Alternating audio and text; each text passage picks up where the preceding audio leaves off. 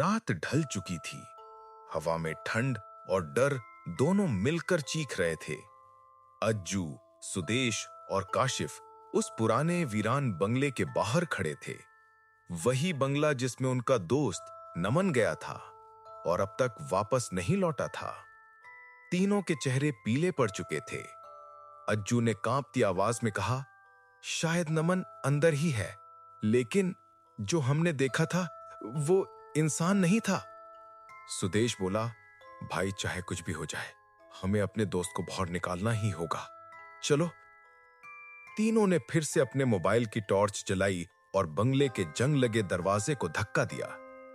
दरवाजे के चरमराने की आवाज ने जैसे रात के सन्नाटे को चीर दिया। अंदर वही सीलन की बदबू, दीवारों पर काई और टूटी हुई तस्वीरें। लेकिन अब एक नया बदलाव था। दीवारों पर कुछ गहरे खून के निशान दिखाई दे रहे थे, जो जैसे किसी ने अभी अभी बनाए हों। तीनों धीरे धीरे अंदर बढ़े। काशिफ ने देखा, फर्श पर कुछ पैरों के निशान थे जो सूखे खून से बने थे, और वो निशान अंदर के अंधेरे की ओर जा रहे थे। सुदेश बोला, ये नमन के जूते जैसे निशान हैं।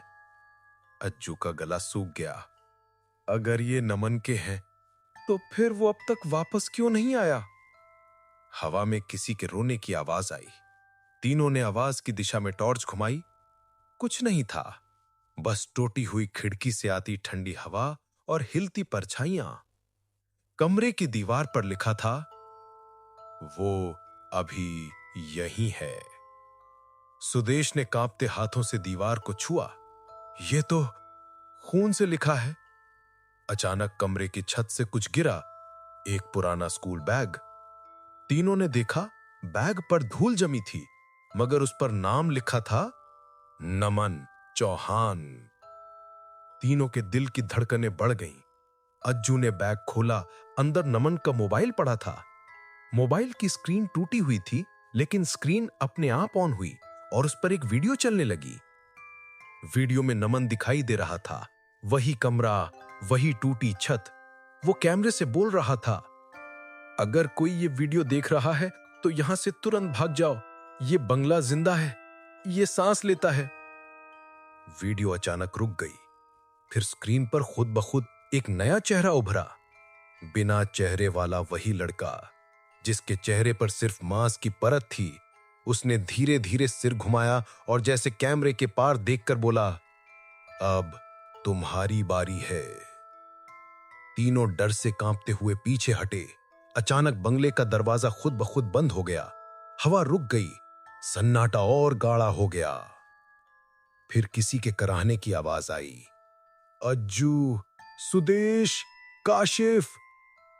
वो नमन की आवाज थी।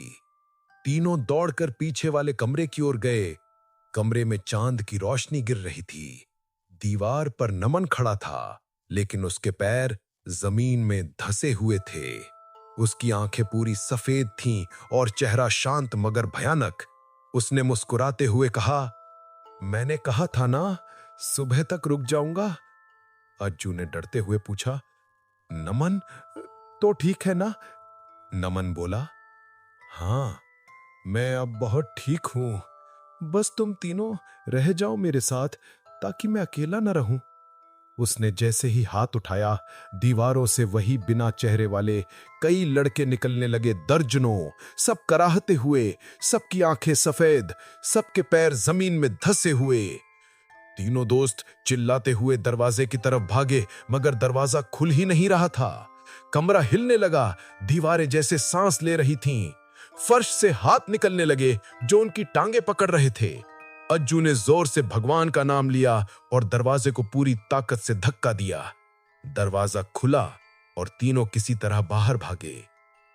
बाहर आकर देखा, सूरज की पहली किरणें निकल रही थीं। बंगले के ऊपर से काला धुआं उठ रहा था, जैसे कोई आत्मा मुक्त हुई हो। तीनों जमीन पर गिर पड़े, हांफते हुए, डरे हुए। सुदेश ने कांपते स्वर में कहा, अब कभी किसी शर्त के लिए किसी दोस्त को उस जगह नहीं भेजेंगे। अज्जू ने आसमान की ओर देखा और फुसफुसाया, माफ कर दे भाई।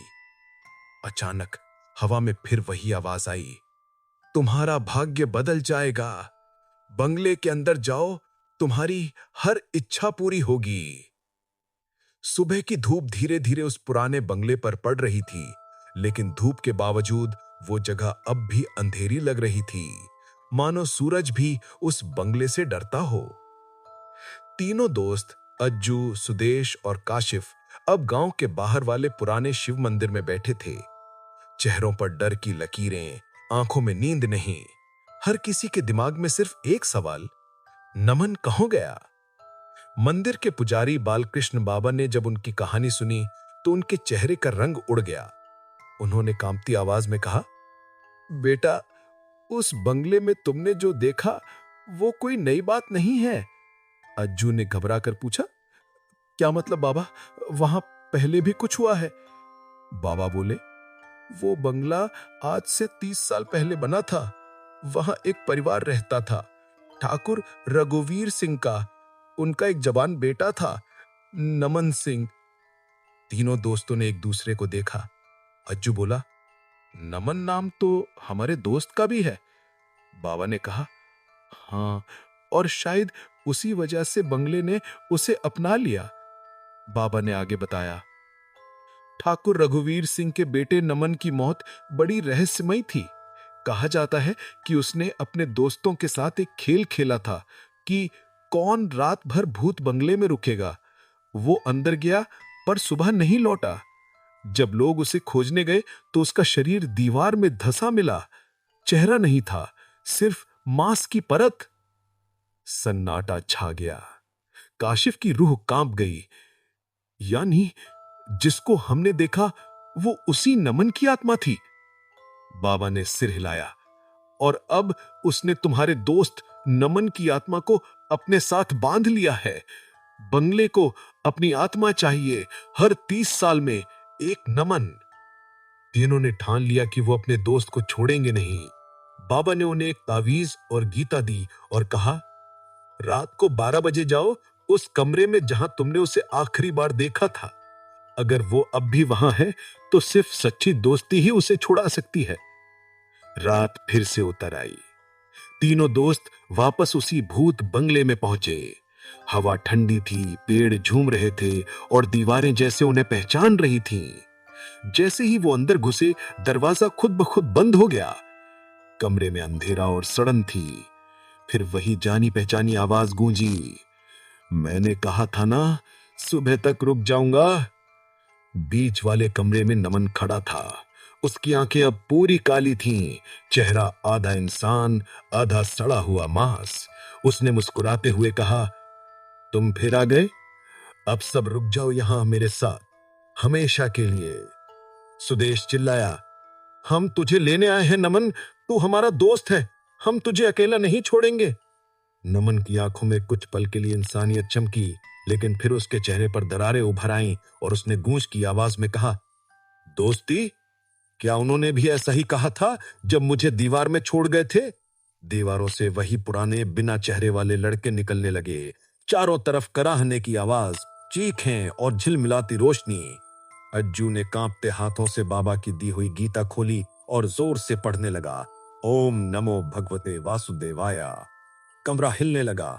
नमन दर्द से चिल्लाया, रुको रुको, ये मेरी जगह है। अचानक कमरे की छत फटने लगी। एक सफेद चमकदार धुआं चारों ओर फैल गया। उस रोशनी के बीच नमन की आत्मा उठने लगी। वो अपने पुराने रूप में आ गया, हंसता हुआ जैसे कॉलेज वाला नमन।